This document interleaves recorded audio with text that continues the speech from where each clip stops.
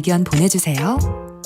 짧은 문자는 50원, 긴 문자는 100원의 정보 이용료가 부과됩니다. 애플리케이션 콩, 유튜브 채널 KBS 일라디오에서는 무료로 참여하실 수 있습니다.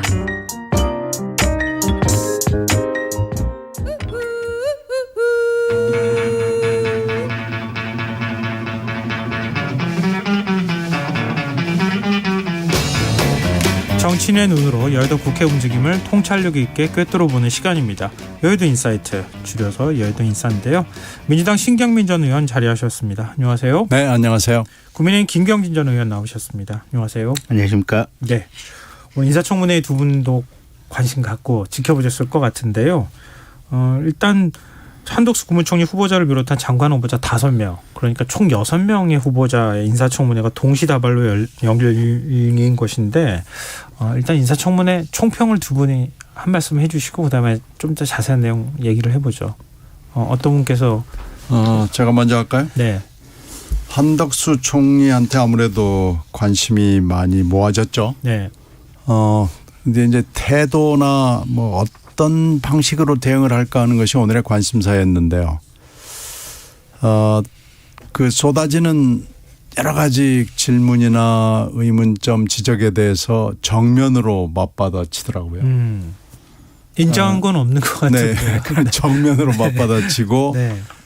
이 묻는 의원이나 답변하라는 한덕수 후보자 나간에 이렇게 두 사람이 동시에 얘기하는 되게 이제 그런 것들을 잘 안 하는데 오늘 그런 장면들이 많았습니다. 네. 그건 무슨 얘기냐면 하여튼 정면으로 대응한다.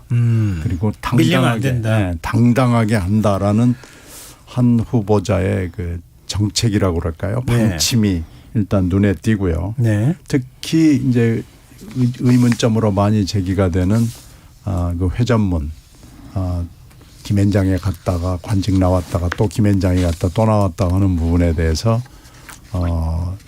굉장히 뭐랄까 재미있는 얘기를 해요. 이번에 총리 후보가 된 게 나온 게 내가 희생을 한 거다라는 대목에 대해서 딱 그 좀 말이 꽂히더라고요. 이런 논리를 가지고 나왔구나. 총리 후보자가 된 게 희생이구나. 그리고 김앤장으로부터 뭐 돈을 받은 거, 거액의 돈을 받은 거에 대해서도 일단 엄청난 돈은 아니다. 그런데 국민의 눈높이로 봐서는 큰 돈이었다. 뭐 이런 논리를 가지고 왔고 그래서 네. 논리나 태도 같은 게 굉장히 흥미로웠습니다. 이렇게 하려고 그러는구나. 그래서 이걸 이제 내일까지 뭐 봐야 되겠지만 이런 경우에 이거 민주당이 어떻게 대응을 해서 결정을 해서 표결을 붙여야 될까. 좀 고민스러운 지점이 있겠다라는 생각이 있었습니다. 뭐 김경진 의원님 반박도 좋고요. 방금 전에 말씀하셨잖아요. 희생하러 나왔다. 뭐 이렇게 얘기하는 부분하고 그다음에 국민 눈높이에 맞지 않았다고 하는 것하고 내가 당당하다는 것을 좀 별개로 구분하는 것에 대한 지적을 좀 해주셨는데요. 어떻게 보십니까? 그래서 오늘 이제 몇 군데 채널 돌려가면서 그러니까 이제 유튜브 채널 네. 돌려가면서 봤는데 한덕수, 원희룡, 박보균 아마 이 세 분 청문회는 비교적 후보님들이 조금 당당한 자세였던 것 같고요. 네. 나머지 세 군데는 비교적 조금 이제 좀 뭐랄까 로키 모드였던 것 같고 그런데 한덕수 총리 후보자 같은 경우는 사실은 이제 윤석열 당선인 입장에서 보면 본이 이제 한덕수 총리 후보자가 국무조정실장도 하셨고 부총리도 하셨고 총리도 하셨고 주미대사도 하셨고 네. 또 한미 FTA 비준과 관련된 주요한 역할도 하셨고 그래서 이제 그 능력을 보고 이제 기본적으로 이제 후보로 지명을 하신 측면이 있고 이제 그 부분이 현실적으로 이제 연 뭐 한 4억 정도 되는 고문료가 국민들이 어떻게 보면 보편적인 인식의 문제와 네. 사실은 뭐 삼성전자 사장이나 이사들 뭐들 되면 연봉 뭐 30억에서 100억 정도씩 되잖아요 보면. 그러면 이게 어떤 현실에 있어서의 상황과 괴리가 분명히 있는 건 맞거든요. 그러면 그거를 우리가 이제 판단하고 평가하는 기준을 어디에 두어야 될 것인가. 그 문제는 좀 분명히 있는 것 같아요. 근데 지금 비교를 하셨는데 네. 삼성전자 직원하고 사장하고 비교할 수 없는 것처럼 김앤장의 고문인데 네. 삼성전자 사장하고 비교하는 건 좀 그렇지 않습니까? 연봉을 같이 아니 일대일로 비교할 수가 없잖아요. 아니 그러니까 이제 본인이 부총리, 국무총리, 주미대사 정도를 한 인재라면 네. 삼성전자 사장으로 가셨을 자격은 충분히 있을 거고 그렇다면 연봉 100억 되지 않겠어요? 정말요. 네. 뭐 제가 비교하자면 네. 제가 뭐 우주에서 아니요, 그거는 아니지만 소리를 또 그렇게 비교하니까 또 예. 그래서 이제 그런 부분과 관련해 가지고 그러니까 어떻게 보면 이런 그러니까 우리가 지금 세계 한 7위 정도의 경제 대국이에요. 네, 보면 그리고 우리나라가 해외 수출하는 뭐 1년 예산만 해서 한 650조 되는 어마어마한 경제 규모고요. 보면 네. 물론 이게 배달하고 뭐 이렇게 어렵게 사시는 분들이 또 서민층들이 대다수긴 하지만 대한민국이 전 세계적으로 지금 현재 우리가 위치해 있는 경제적인 수준이라고 하는 것이 그렇게 옛날 무슨 1960년대 70년대 그 수준하고는 또 다른 문제거든요. 보면. 네. 그래서 이게 지금 총리 후보자로서 인사청문과 또 정치인의 관점에서 국민들이 바라보는 시각을 기준으로 평가를 해서 그러는데 그게 연봉 5억이 그렇게 그러면 과도한 어떤 연봉일까? 그건 또 다른 문제가 아닌가 싶어요. 보면. 네, 알겠습니다. 또 국민의힘은 문재인 정부가 정한 7대 인사검증 기준 거기에 뭐 저촉되는 건 없지 않느냐. 또 이렇게 또 지금 말씀하신 것과 더불어서 그런 얘기도 하거든요. 그 디펜드하는 국민의힘에서는 또 그런 비슷한 논리를 피더라고요. 네. 하여튼 어찌 됐든지 간에 당당한데 좀 논리가 좀 이상하다. 그런 느낌을 하여튼 한덕수 후보자 청문회에서 받았어요. 그래서 희생하러 나왔다는 데서 그게 희생? 이거 아무래도 좀 튀는 얘기인 것 같고. 네. 뭐 하여튼 좀 약간 뜬금없는 얘기들도 좀 나왔는데 하여튼 태도나 뭐 이런 걸로 봐서 이거 이 방침이 이거 진짜 국민의 눈높이에 맞는가 하는 고개가 약간 갸우뚱거려지는 방침이고 태도였다라는 느낌을 받았습니다. 네. 차라리 네. 그 연봉 5억이 이제 국민들의 정서법, 감정법에 의해서 뭔가 좀 마음속에 불쾌하다 이러면 그냥 우리가 국회에서 그 기준을 삼았으면 좋겠어요. 그러니까 민간 영역에서 고액 연봉을 뭐 10억 이상 고액 연봉을 받은 사람들은 네. 영구히 그냥 관직으로 오지 마라. 뭐 그런 어떤 불문율 같은 것이 뭐 여야 사이에 합의가 된다든지 아니 뭐 어떤 식의 기준이 되면 모르겠는데 네. 실은 문재인 정부 때 가령 뭐 송영무 국방부 장관 후보자 같은 경우도 아마 어디 로펌인가 어디 계셨을 거예요. 보면 네. 적지 않은 연봉을 받다가 아마 들어오셨을 거예요. 그리고 예. 그때도 그런 논란이 있었는데 문재인 대통령께서 아마 임명을 강행했던 걸로 생각이 되는데 네. 그러니까 괜히 그냥 각자 그 순간에 그냥 그 해당 정파적인 기준에서 보면 국민들의 어떻게 보면 감정에만 불을 지르는 거예요. 보면. 네. 근데 이게 서로 간에 보면 이게 그냥 어느 정도 불문율적인 기준이 만들어지면 좀 분명해지지 않겠습니까? 근데 이게 그냥 감정에만 지르는 어떤 정치 또 인재와 관련한 어떤 평가 구조 이건 아닌 것 같아요. 알겠습니다. 지금 뭐 사실 인사청문회 그 한 건마다 얘기하자면 뭐 저희 이 시간 다 써도 모자랄 것 같긴 한데요. 일단 한덕수 후보자 인사청문회가 내일까지 진행되는 거 아닙니까? 이틀 동안. 내일은 이제 뭐 그 사이에 일했던 분야의 증인들이 나오는. 네. 주로 그렇게 진행이 됩니다. 일단 민주당 입장에서 단단히 벼르고 있는 상황일 것 같은데요. 네, 내일 이제 또 봐야죠. 내일 어떤 얘기들이 나올지는 좀 두고 봐야 됩니다. 네, 알겠습니다. 그 국회 비준 문제는 다른 후보자 얘기하고 난 다음에 저희가 좀 여쭤보고 싶은데요.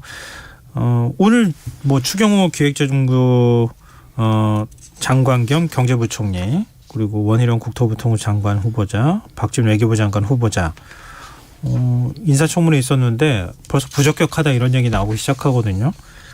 더군다나 원희룡 후보자의 경우에는 뭐 개발과 관련되어 있는 얘기, 법인카드 사용한 얘기, 뭐 참 오마카세라고 하는 게 갑자기 튀어나와가지고요. 그 얘기도 있고 더군다나 이제 지난 대선 때 이른바 이제 이재명 후보 공격수를 자처했었기 그렇죠. 때문에 그 부분 때문에 또 일타 강사로 이름을 날렸는데 이제 어떻게 보십니까? 비슷한 성격의 얘기들이 나온 거예요. 네. 그러니까 지금 글쎄요. 이제 제주도지사라는 지방자치단체 광역단체장을 하다가 보면서 이게 뭐 이런 얘기들이 비슷하게 나올 수밖에 없는 거 아닌가라는 아무래도 이제 부동산 규제를 푸는 그런 것도 있고 또 그리고 여러 가지 법카 비슷한 얘기들도 나오고 하는 거에서 이게 똑같은 비슷한 성격의 얘기들이 나오는 게 어쩔 수 없는가라는 생각은 들어요. 근데 그 제주도라는 특이점 때문에 그렇게 됐다라고 지금 설명을 하는 것 같은데 그건 아닌 것 같아요. 그래서 원희룡 후보자는 그 사이 나왔던 거에 비교하면 굉장히 많은 문제들이 이번 청문회를 통해서 드러났습니다. 그래서 어떻게 보면 갑자기 나온 거예요. 그래서 이건 좀 한번 자세히 들여다봤으면 좋겠다라는 생각이 듭니다. 네. 그리고 이제 또 추경호 의원하고 관련해 가지고는 여러 가지 묻고 싶은 것들이 굉장히 많았어요. 네. 그래서 오늘 부동산도 원희룡, 추경호 두 후보자들에게 많이 물었는데 조금 안심이 될까 그러는 것은 지금까지 대선 과정에서 나왔던 여러 가지 얘기들을 찬찬히 현실을 살펴가면서 하겠다. 부동산 문제, 규제 푸는 문제, 세금 문제랄지에 대해서 두 분이 뭐 비슷한 자세를 가지고 있고 네. 정책을 신중하게 하겠다라는 대목은 저는 좀 잘 봤습니다. 이런 것들은 역시 현실 정책을 다루는 분들이다라는 거고요. 박진 외교부 장관 같은 경우에도 지금 굉장히 민감한 외교 이슈들이 많거든요. 네.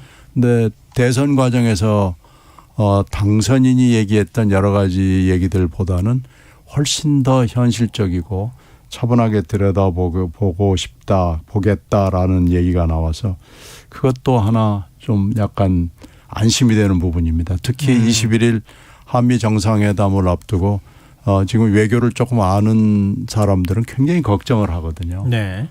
외교 라인업들을 보면서 이 외교 라인업을 가지고 한미 외교, 한일 외교, 한중 외교를 잘 이끌어 나갈 수 있을지 걱정을 많이 하는데 일단 박진 장관이 그런 걱정은 안 하셔도 됩니다라는 사인을 보낸 건 좀 다행스럽게 봅니다. 그런데 네. 개인적인 것들에 대해서는 매우 좀 마음에 안 들죠. 박진 장관이나 박보균 장관 후보에 대해서는 어떻게 저렇게 개인적인 문제에 대해서 잘 관리를 하지 못했을까 하는 굉장히 불안함이 있습니다. 네. 김병진 의원님. 일단 원희룡 후보자 같은 경우는 그 공원 오등봉. 예. 근데 본인이 어쨌든 듣기에 보면 합리적으로 설명이 되는 변소의 말씀을 하시더라고요. 네. 그러니까 다른 지역 같은 경우는 공원 관련된 부지가 70%로 제한이 돼 있었는데 네. 자신이 행정을 책임지던 제주도 같은 경우는 86%로 그 기준을 훨씬 더 엄격하게 했었다. 네. 그리고 초과이익과 관련해서도 한 9% 8점 몇 % 정도를 넘어가는 초과이익은 환수 조항을 뒀기 때문에 네. 민간 사업 개발에 참여하는 분들에게 훨씬 더 가혹하고 박하게 기준을 정해서 운용을 했다라고 말씀을 하시고 네. 거기에 대해서는 일응수긍이 가는 대목이 있어서 그 오등봉과 관련해서는 글쎄 이제 민주당에서 추가로 더 뭔가 좀 구체적인 폭로라든지 어떤 공세가 있을지는 좀 두고 봐야 되겠지만 일단은 좀 이해가 좀 된 측면이 있고요. 법인카드와 관련해 가지고는 가령 지난번에 이제 이재명 후보 같은 경우는 그게 비서 직원들이 자기 개인 카드로 끊었다가 법인카드로 취소하고 법인카드로 다시 끊고 그 음식들을 이재명 후보 개인 사택 아파트나 그 옆으로 배달을 했었던 거 아니에요, 보면. 네. 근데 이 경우에는 어쨌든 본인이 가서 식사를 했던 건 맞고 그다음에 요 법인카드 사용 내역에 대해서는 아마 곧바로 정기적으로 지금 공개를 했고 이게 제주도 의회에 의해서 심사 대상이 됐었다라고 라고 얘기를 하고 있기 때문에 그 부분도 지금 그 정도면 뭐 받아들일 만한 것 아니냐. 이런 생각들이 좀 들었고요. 이제 나머지 분들도 그렇게 무슨 구체적인 특별한 오늘 있었던 청문회 이제 후보자님들 같은 경우는 특별하게 문제가 될 만한 한 방은 제 눈에는 없었다. 안 띄었습니다. 네. 이 법인카드 문제는 사실 좀 이걸 오히려 원칙을 세워야 되는 거 아닌가 싶다. 그런 생각을 아마 많은 분들이 쓰신 분들은 아시지 않을까 싶은데요. 예를 들면 오마카세가 한 끼당 식사비가 굉장히 비싸잖아요. 한 10만 원도 후반되기도 하고 그런다는데 여러 사람이 간 것처럼 하면서 그 사람들이 가서 식사를 한 것처럼 하고 한 사람당 식사비는 굉장히 많이 나오는 이런 방식을 사용한 거 아니냐 뭐 이런 의혹이 지금 제기되고 있잖아요. 그래서 이제 그 의혹이 좀 더 구체적으로 좀 뭔가 나와야겠죠. 나와야 될 거이고 어쨌든 중요한 거는 제가 볼 때는 최소한 그러니까 해당 자치단체 의회에 대해서는 네. 누구랑 같이 밥 먹었는지 네네. 가서 1인당 얼마였는지 요 자료까지도 상시 그냥 공개되어야 되는 그러면 그냥 자연스러운 감시 체제 안에 들어오는 것이 아닌가 저는 그런 생각이 들더라고요. 네, 알겠습니다. 근데 내일부터 그 이후가 더 큰 문제가 아닌가 싶은데요. 내일 정호영 보건복지부 장관 후보자가 있고요. 또 4일은 한동훈 법무부 장관 후보자, 6일에는 김인철 교육부 장관 후보자. 사실은 뭐 다 부적격이라고 하고 야당에서 굉장히 반발하고 있는 곳이거든요. 후보자인데요. 지금 그 이후로 가면 갈수록 뭐랄까 인사청문회 국면이 더 뜨거워질 것 같고 이렇게 돼버리면은 뭐 어떤 해명을 내놓을지는 모르겠지만 한덕수 국무총리 후보자 비준 문제, 인준 문제가 나중에는 결국은 걸릴 수밖에 없을 것 같거든요. 그러니까 그거를 민주당 입장에서는 먼저 인준을 해줄 것 같지는 않아 보이는데 민주당에는 어떤 전략을 갖고 있습니까? 일단 봐야 되겠죠. 한덕수 후보자 것도 봐야 되겠지만 정호영, 한동훈, 김인철, 이상민 후보자도 만만치 않습니다. 그래서 이걸 보고 일정을 잡기 때문에 네. 다 이 19명이 어떻게 보면 연동이 돼 있다고 봐야 되거든요. 네. 그래서 일정을 잡는데 그런 것들을 염두에 두고 잡을 것이기 때문에 금방 뭐 끝났다고 그래서 바로 일정 잡읍시다 이렇게 될 것 같지는 않아요. 그럼 일단은 총리 후보자 인준 문제를 둔 상태에서 인사청문회, 장관 인사청문회 다 끝내고 마지막에 뭐 국회에서 인준하는 이런 그림이 된다는 건가요? 취임식이 있기 때문에 취임식 전에 뭐 일단은 뭐 취임식 이후에도 인사청문회는 계속되긴 하지만요. 취임식 이후에도 벌써 이영 장관 후보자하고 권영세, 김현숙 이런 분들 해야 되잖아요. 네. 그러니까 취임식 이전에 일단은 한덕수 후보자에 대한 건 매듭을 짓는 것이 맞아 보입니다. 취임 전에 총리 문제는 매듭 짓고. 총리 문제 매듭을 짓고 나머지 후보자들을 또 계속해서 해야 되고 이러는데 지금 일정 협의를 어떻게 할지 모르겠어요. 여야 원내대표들이 지금 대화를 해야 되는데 내일 또 엄청나게 큰 실연의 날짜 아니에요. 5월 3일이면은. 이제 형사소송법 문제가 내일 불거질 거기 때문에 네. 잘 모르겠습니다. 이건 이제 여야 원내대표와 또 원내의 어떤 분위기와도 연관이 돼 있긴 한데 만약에 합리적으로 결정을 한다면 9일 이전에 한덕수 후보자에 대한 표결은 이루어지는 것이 맞지 않나 싶은데요. 그건 사실 국민의힘 쪽에서 더 바라고 있는 바가 아닐까 그런 생각이 드는데요. 그런데 지금 불안하다. 뭐 부적격 딱지가 이미 붙은 후보자가 있기도 하고요. 이 정도면 안 되겠다 이런 얘기가 나왔던 후보자는 정호영 후보자하고 그다음에 지금 김인철 후보자 두 명이 국민의힘 내부에서도 안 되지 않겠냐 이런 얘기가 나온다고 하는데 맞습니까? 그러니까 보건복지부 장관 후보자에 대해서는 상당히 좀 말씀이 많이 있는 것 같고요. 네. 오죽했으면 당선인도 청문회 과정 지켜보고 나서 다시 판단할 여지가 있지 않겠느냐. 네.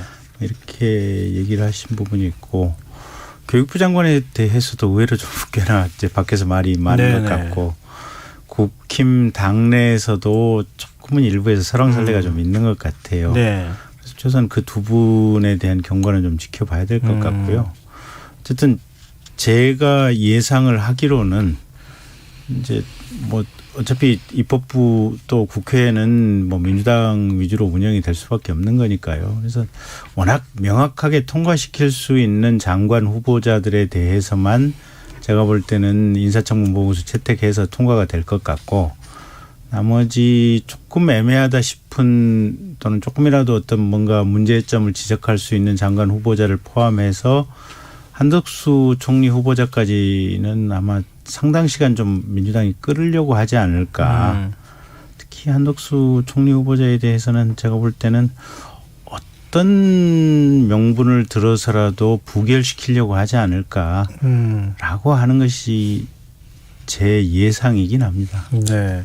뭐 이제 민주당이 야당이라고 불러도 될 것 같은데 야당 입장에서 그게 최고의 무기니까 네. 그걸 가지고 어떤 방식으로든 협상을 시도할 가능성이 있을 수밖에 없는 거 아닙니까? 그러니까 10일 이전까지 만약에 표결이 안 네. 되면 이게 이제 뭐 굉장히 늘어질 가능성이 있죠. 그렇죠. 네, 어떻게 될지 모릅니다. 그때 김종필 총리 서리 때를 생각을 해보면은 그때 막 끝없이 늘어졌거든요. 예, 맞습니다. 그러니까 이것도 잘 모르겠습니다.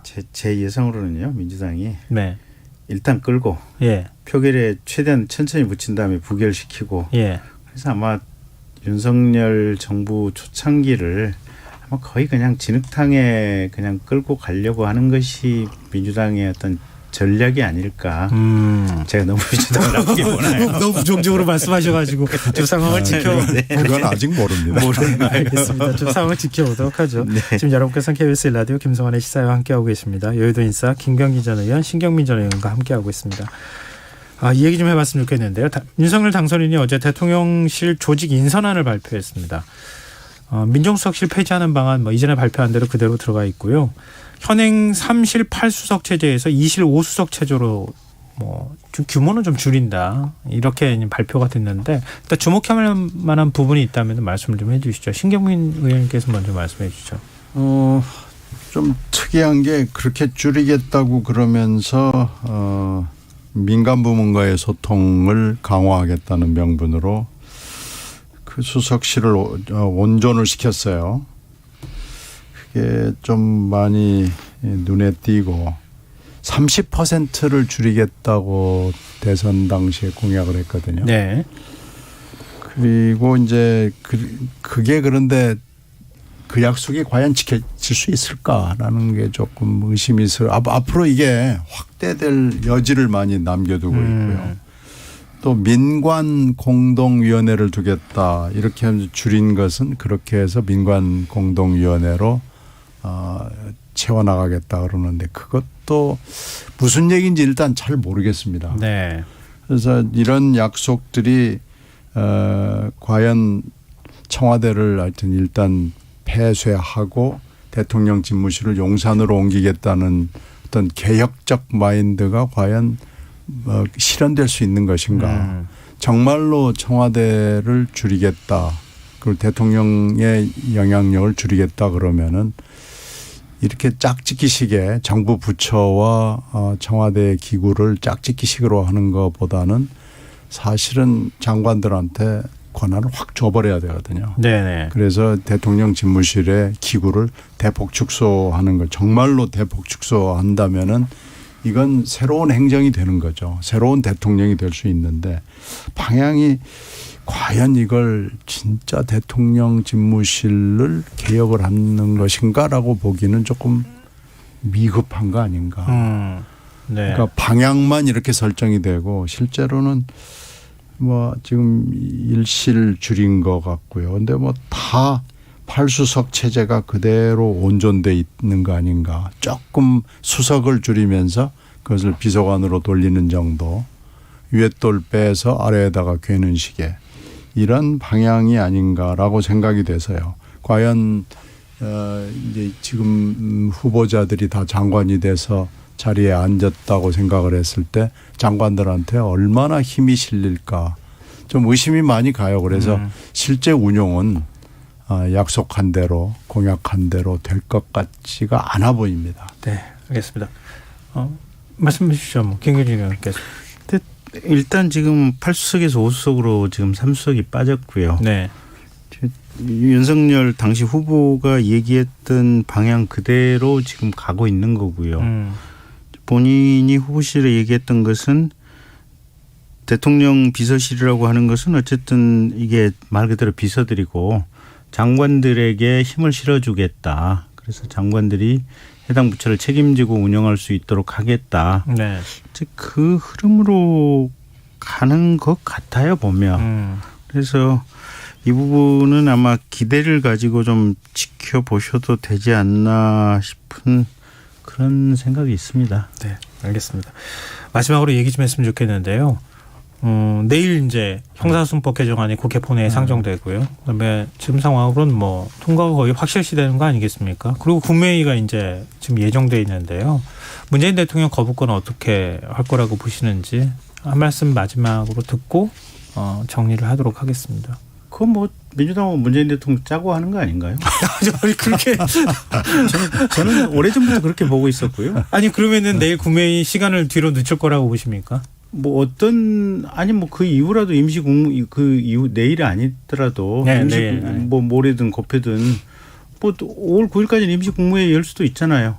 어떤 방식이 됐든 저는 문재인 대통령이 공포를 하고 갈 것이다. 네. 짜고 치는 고스톱이라고 봅니다. 네. 신경민 의원님 어떻게 보십니까? 짜고 치는 것이라기보다는 문 대통령의 철학이에요. 네. 문 대통령은 분명히 후보 시절부터 그러니까 한 10년 전부터 뭐 이런 비슷한 생각을 가지고 있었고요.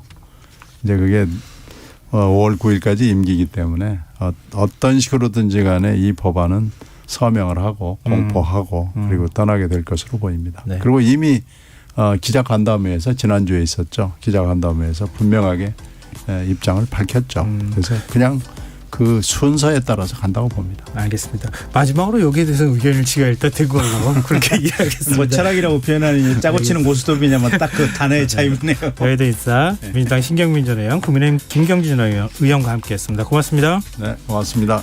김성환의 이사일 무슨 사 여기서 마무리하겠습니다. 전 11시 전각 2부에 다시 오겠습니다.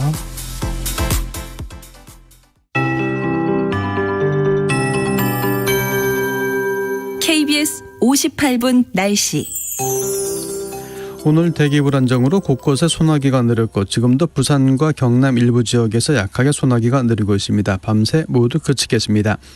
내일은 고기압의 영향으로 전국이 대체로 맑겠습니다. 내일 오후부터 글피 사이 바람이 강하게 불겠습니다. 특히 강원 영동과 경북 북동 산지, 경북 북부 동해안은 바람이 초속 10에서 16m, 순간적으로는 초속 20m 이상으로 매우 강하게 불겠고 동해안 지역은 대기도 매우 건조해지겠습니다. 산불 등 각종 화재 예방에 각별히 주의하시기 바랍니다. 내일 아침경 광주 7도, 대구 8도, 서울 9도가 예상입니다. 평년보다 낮아서 쌀쌀하겠고 내륙지방은 5도 안팎까지 낮아지면서 서리가 내리는 곳도 있겠습니다. 또 내륙지방 아침에 안개가 낀 곳도 있겠습니다. 낮 기온은 평년과 비슷하거나 조금 오르면서 일교차가 오늘보다 더 커지겠습니다. 강릉 25도,